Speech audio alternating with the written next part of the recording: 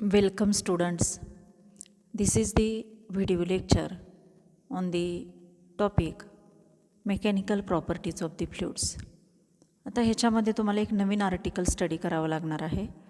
ते आर्टिकल कोणतं आहे तर derive the equation for excess pressure inside a liquid drop or Laplace's law of a spherical membrane.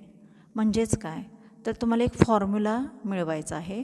हा formula कशासाठी आहे तर excess pressure inside a liquid drop म्हणजे लिक्विड ड्रॉप जर घेतला तर त्या लिक्विड ड्रॉपच्या आतमध्ये जे प्रेशर असेल ते प्रेशर बाहेरच्या प्रेशरपेक्षा जास्त असणार आहे आणि ते कितीनी जास्त आहे त्याच्यासाठी तुम्हाला एक्सप्रेशन कॅल्क्युलेट करायचं आहे किंवा त्यालाच म्हटलं जातं Laplace's law of a spherical membrane. आता त्याच्यासाठी काय कन्सिडर करावं लागेल तर कन्सिडर ए स्पेरिकल ड्रॉप इथं दिलेलं आहे बघा. कन्सिडर अ स्पेरिकल ड्रॉप म्हणजे एक ड्रॉप कन्सिडर केलेला आहे की ज्या ड्रॉपच्या आतील जे प्रेशर आहे ते PI ह्या लेटरनी डिनोट केलेलं आहे आणि त्या ड्रॉपच्या बाहेर जे प्रेशर आहे ते P0नी डिनोट केलेलं आहे. ठीक आहे. आणि तो जो ड्रॉप आहे त्या ड्रॉपची सुरुवातीची जी रेडियस आहे ती स्मॉल r आहे. R is the initial radius of a liquid drop. आणि लिक्विड ड्रॉपची थोडीशी साईज इन्क्रीज झाली तर तो जो ड्रॉप आहे त्या ड्रॉपची रेडियससुद्धा इन्क्रीज होईल. ती इन्क्रीज झालेली रेडियस किती आहे तर डेल्टा R. म्हणजेच ड्रॉपची नंतरची रेडियस किती आहे R plus delta R. That is it is the final radius of a liquid drop. ठीक आहे. आता लिक्विडच्या आतील जे प्रेशर आहे म्हणजे PI is greater than P0 म्हणजे आतील जे प्रेशर आहे लिक्विड ड्रॉपचं ते PI आणि बाहेरचं जे प्रेशर आहे ते ॲटमॉस्फेरिक प्रेशर P0. म्हणजे आतील प्रेशर हे ॲटमॉस्फेरिक प्रेशरपेक्षा कसं असतं नेहमी ग्रेटर असतं. ह्याला रिझन आहे. कोणतं कारण आहे तर इथं त्या स्पेरिकल ड्रॉपच्या डायग्रॅमच्या खाली दिलेलं आहे बघा. ज्यावेळेस ड्रॉप हा इक्विलिब्रियम कंडिशनमध्ये म्हणजे स्थिर अवस्थेमध्ये असेल त्यावेळेस आतील प्रेशर म्हणजे PI is equal to the P0 म्हणजे atmospheric pressure plus P surface tension म्हणजे सरफेस टेन्शनमुळं येणारी प्रेशरची व्हॅल्यू. म्हणजे आतील प्रेशर हे PI असेल आणि बाहेरचं प्रेशर किती असणार आहे P0 plus P surface tension. म्हणजेच बाहेरून जो काही त्या ड्रॉपवरती जो काही दाब असेल तो किती असणार आहे P0 प्लस सरफेस टेन्शनमुळं सुद्धा तो ड्रॉप हा आतमध्ये दाबला जाणार आहे म्हणून प्लस P सरफेस टेन्शन. आणि तो ड्रॉप इक्विलिब्रियम कंडिशनमध्ये राहिलेला आहे म्हणजे आतून जे प्रेशर त्या ड्रॉपच्या वॉलवरती जे पडणार आहे ते किती येणार आहे PI येणार आहे. त्यामुळं साहजिकच PI must be greater than P0 तेच इथं लिहिलेलं आहे. But PI is greater than P0 आणि त्याच्यामुळंच ड्रॉप हा कसा राहणार आहे स्पेरिकल कंडिशनमध्ये राहणार आहे. ठीक आहे. आता आतील जर प्रेशर ग्रेटर असेल तर एक्सिस प्रेशर किती येणार आहे तर excess pressure inside the drop is equal to the PI minus P0. ठीक आहे. आता आपणाला एक्सिस प्रेशरसाठी इक्वेशन मिळवायचं आहे. म्हणजेच कशासाठी इक्वेशन मिळवणार आहात तर PI minus P0 equal to कोणता फॉर्म्युला तुम्हाला येईल तो मिळवायचा आहे. म्हणजे तुम्हाला शेवटी जे काही एक्सप्रेशन मिळेल त्या एक्सप्रेशनच्या LHSमध्ये लेफ्ट हँड साईडमध्ये PI मायनस P0 यायला पाहिजे आणि RHSमध्ये मग तो फॉर्म्युला जो आहे तो फॉर्म्युला येईल. आता त्याच्यासाठी काय कन्सिडर करावं लागेल तर तो जो ड्रॉप आहे त्या ड्रॉपचा इनिशियल सरफेस एरिया. आता इनिशियल सरफेस एरिया किती आहे तर रेडियस R आहे स्मॉल r म्हणून किती येईल initial surface area of the drop is equal to A1 notation consider केलेलं आहे. A1 इक्वल टू 4πr² ज्याला म्हटलेलं आहे इक्वेशन नंबर 1. त्याच्यानंतर ड्रॉपची साईज इन्क्रीज झाली म्हणजेच रेडियस इन्क्रीज झाली डेल्टा Rमधून म्हणून नंतरची रेडियस किती येणार आहे R प्लस डेल्टा R येईल. म्हणून नंतरचा जो काही सरफेस एरिया ज्याला आपण फायनल सरफेस एरिया म्हणणार आहात final surface area of the drop A2 equal to 4π आणि 4π इंटू रेडियसचा वर्ग येणार आहे रेडियसचा स्क्वेअर आणि नंतरची रेडियस आहे R प्लस डेल्टा R म्हणजे R plus delta R bracket square येईल. म्हणजेच A2 इक्वल टू काय मिळेल 4π इथं ह्या ठिकाणी ए प्लस बी ब्रॅकेट स्क्वेअरचं जसं एक्सपान्शन करतात तेच एक्सपान्शन इथं वापरलेलं आहे. म्हणजेच काय येणार तर आर स्क्वेअर पहिल्या पदाचा वर्ग प्लस 2 इंटू पहिलं पद मल्टिप्लाय बाय दुसरं पद प्लस दुसऱ्या पदाचा वर्ग येईल. म्हणजेच काय येणार तर r square plus 2r delta r plus delta r square. ठीक आहे. म्हणजेच A2 इक्वल टू 4 पायनी मल्टिप्लाय करून घ्या. म्हणजेच काय येणार 4 पाय R square plus 8 pi R delta r plus 4 पाय डेल्टा आर स्क्वेअर. आता ह्या ठिकाणी रेडियस जी काही इन्क्रीज झालेली आहे ते अतिशय लहान इन्क्रीमेंट आहे रेडियसमध्ये. Delta R small increase in radius आहे. म्हणजे डेल्टा आरची व्हॅल्यू अतिशय लहान असते. आणि हे जे काही A2 इक्वल टू जे काही आपण इक्वेशन मिळवलेलं आहे त्याच्यामधली शेवटची जी टर्म आहे ती आहे 4 पाय डेल्टा आर स्क्वेअर आहे. आणि डेल्टा आर हा ऑलरेडी लहान आहे आणि परत त्याचा जर स्क्वेअर केला तर तो अतिशय लहान येणार आहे. जसं आपण 0.5 ही व्हॅल्यू लहान आहे आणि त्याचा जर परत स्क्वेअर केला तर तो किती येणार आहे 0.25 येईल. म्हणजे अजून लहान येणार आहे.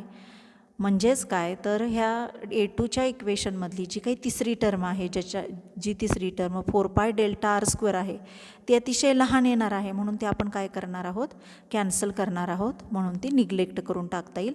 म्हणून फक्त इक्वेशन काय तुम्हाला मिळेल तिसरी टर्म जर कॅन्सल केली तर A2 इक्वल टू 4 पाय R square 8 pi R delta r. ठीक आहे. हे झालं इक्वेशन नंबर 2. आता पुढं तुम्हाला 2 इक्वेशन्स मिळाली. इक्वेशन नंबर 1 आणि इक्वेशन नंबर 2. इक्वेशन 1मध्ये आहे initial surface area of a liquid drop आणि इक्वेशन 2मध्ये आहे final surface area of a liquid drop. मग increase in surface area of liquid drop किती येईल तर काय करावं लागेल final surface area minus initial surface area करावं लागेल. म्हणजेच इक्वेशन 2 मायनस इक्वेशन 1 घ्यावं लागेल. म्हणजेच काय मिळणार आहे तर DA इक्वल टू 4 पाय R square plus 8 pi R delta R minus 4 पाय आर स्क्वेअर. ठीक आहे. आता ह्याच्यामध्ये 4 पाय आर स्क्वेअर कॅन्सल होईल. म्हणजे काय मिळणार आहे DA म्हणजेच increase in surface area is equal to 8 pi R delta r. हे झालं इक्वेशन नंबर 3. ठीक आहे. आता पुढं तुम्हाला सांगता येईल तुम्हाला माहीत आहे आपणाला हे इक्वेशन झालेलं आहे वर्कडनसाठी. जर एखाद्या सोप बबल असू दे किंवा लिक्विड ड्रॉप असू दे किंवा एखादी फिल्म असेल थिन फिल्म असेल आणि त्या थिन फिल्मचा जर इन्क्रीज इन सरफेस एरिया जर DA असेल तर तो DA हा सरफेस एरिया इन्क्रीज करण्यासाठी जे काही आपल्याला वर्कडन करावं लागेल ते वर्कडन साठी जो फॉर्म्युला आहे तो formula in terms of surface tension म्हणजे ज्या फॉर्म्युलामध्ये सरफेस टेन्शन म्हणजे कॅपिटल T हे नोटेशन येणार आहे. असा फॉर्म्युला कोणता तर DW equal to T into DA ज्या फॉर्म्युलेला आपण इक्वेशन नंबर 4 म्हटलेलं आहे. ठीक आहे. आता आपल्याला काय करता येईल तर इक्वेशन नंबर 3ची व्हॅल्यू इक्वेशन नंबर 4मध्ये घालता येईल. म्हणजे इक्वेशन कोणतं मिळेल तर DW equal to T into DA साठी फॉर्म्युला आहे 8 पाय आर डेल्टा आर. तो इथं जर व्हॅल्यू घातली तर 8T into 8 pi R delta R अशा प्रकारे इक्वेशन मिळेल इक्वेशन नंबर 5. ठीक आहे. आता आपल्याला वर्कडनसाठी अजून एक फॉर्म्युला माहीत आहे. कोणता आहे जो आपण नेहमी वापरत असतो. Also we know that the general formula for work done कोणता तर work done equal to force into displacement. ठीक आहे. आता हाच फॉर्म्युला ड्रॉपसाठी आपल्याला कसा लिहिता येईल तर DW इक्वल टू फोर्स म्हणजे F इंटू डेल्टा आर. कारण ह्या ठिकाणी डिस्प्लेसमेंट जे आहे किंवा रेडियस जी आहे ती रेडियस कितीमधून इन्क्रीज झाली तर डेल्टा आरमधून. म्हणजे डिस्प्लेसमेंट किती झालं तर डेल्टा आर. म्हणून ड्रॉपसाठी कोणता फॉर्म्युला लिहिता येईल DW equal to F into delta r. ठीक आहे. हे झालं इक्वेशन नंबर 6. आता पुढं तुम्हाला relation between force and pressure आपण नेहमी हे रिलेशन पाहिलेलं आहे फोर्स आणि प्रेशरमधलं रिलेशन. ते कोणतं तर F equal to pressure into area म्हणजे force equal to pressure into area. आता इथं प्रेशर म्हणजे काय तर एक्सिस प्रेशर. ठीक आहे.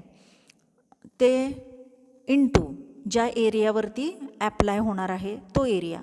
म्हणजे आता ड्रॉप जो आहे त्या ड्रॉपच्या आतमध्ये असणारं प्रेशर म्हणजे ते प्रेशर कोणतं असणार आहे एक्सिस प्रेशर असणार आहे. जास्त बाहेरच्यापेक्षा कितीनं जास्त आहे ते म्हणजे एक्सिस प्रेशर. म्हणजे ते व्हॅल्यू प्रेशरसाठी कोणती येणार PI मायनस P0 आणि ज्या एरियावरती ते ॲप्लाय होणार आहे तो एरिया म्हणजेच इनिशियल त्या ड्रॉपचा एरिया, तो एरिया किती येणार आहे तर 4πr² येणार आहे. म्हणून फोर्स इक्वल टू किती येईल PI minus P0 into 4πr². हे झालं इक्वेशन नंबर 7. ठीक आहे. आता ही इक्वेशन 7ची व्हॅल्यू आपल्याला काय करता येईल इक्वेशन 6मध्ये ठेवता येईल. म्हणजे वर्क डनसाठी DWसाठी फॉर्म्युला कोणता येईल DW equal to PI minus P0 into 4πr² into delta r. हे झालं इक्वेशन नंबर 8. ठीक आहे. आता पाठीमागचं जे इक्वेशन जे मिळालेलं आहे त्या इक्वेशनमध्ये सुद्धा तुम्हाला DW वर्क डनचीच व्हॅल्यू मिळालेली आहे आणि इथं जे इक्वेशन आहे त्या इक्वेशनमध्ये सुद्धा वर्क डनचीच व्हॅल्यू मिळालेली आहे.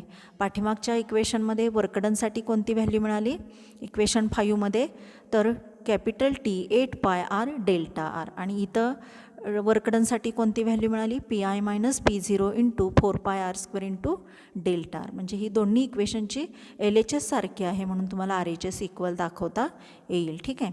मग जर RHS जर इक्वल दाखवली तर सेम टर्म कॅन्सल होतील. काय काय कॅन्सल होईल डेल्टा आर कॅन्सल होईल.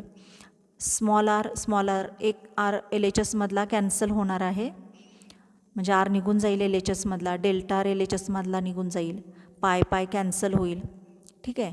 आता 4 LHSमध्ये 8 आहे आणि RHSमध्ये 4 आहे म्हणजे LHSमध्ये 2 शिल्लक राहणार आहे आणि T शिल्लक राहणार आहे. LHSमध्ये 2 आणि T शिल्लक राहणार आहे आणि RHSमध्ये फक्त PI मायनस P0 आणि एक R शिल्लक राहणार आहे. म्हणजे इक्वेशन कसं मिळेल तुम्हाला 2T is equal to PI minus P0 into small r. ठीक आहे.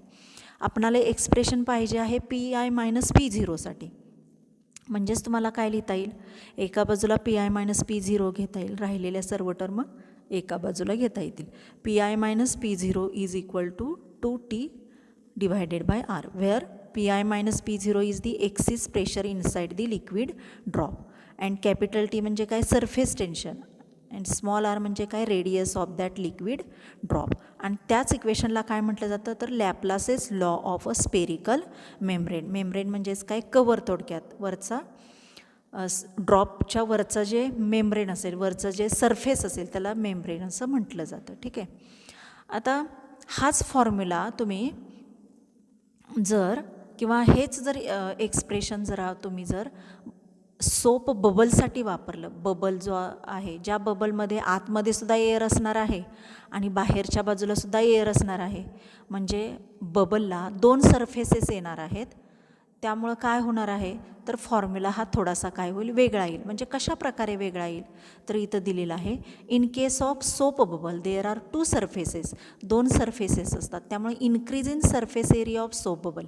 मग अशा आपण जसा increase in surface area of drop calculate केलेला आहे DA equal to A2 minus A1. ठीक आहे.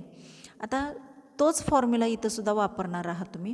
फक्त त्या ठिकाणी एकच सरफेस एरिया होता कारण ड्रॉप होता आतमध्ये लिक्विड होतं ड्रॉपच्या आणि बाहेरच्या बाजूला फ्री सरफेस एरिया होता म्हणून तुम्ही एकच सरफेस एरिया कन्सिडर केला. आता ह्या ठिकाणी 2 सोप बबलला 2 सरफेसेस असणार आहेत म्हणून DAसाठी कोणता फॉर्म्युला येणार आहे तर जो ड्रॉपसाठी आलेला आहे जो लिक्विड ड्रॉपसाठी आलेला आहे त्याचीच काय करावं लागेल तुम्हाला दुप्पट करावे लागेल. म्हणजे त्याच फॉर्म्युलामध्ये तुम्हाला दोन्ही मल्टिप्लाय करावं लागेल.